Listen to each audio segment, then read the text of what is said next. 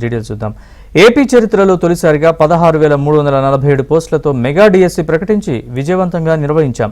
ఇకపై ప్రతి ఏటా డిఎస్సి నిర్వహిస్తామని రాష్ట్ర విద్యాశాఖ మంత్రి నారా లోకేష్ తెలిపారు.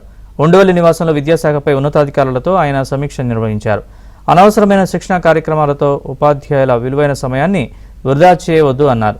ప్రభుత్వ పాఠశాలలో విద్యా ప్రమాణాలు మెరుగుపరిచేందుకు గత 14 నెలలుగా సమర్థవంతంగా సంస్కరణలు అమలు చేశామన్నారు. ఇక మెరుగైన ఫలితాలపై దృష్టి సారించాల్సిన బాధ్యత అధికారులు ఉపాధ్యాయులపై ఉందన్నారు.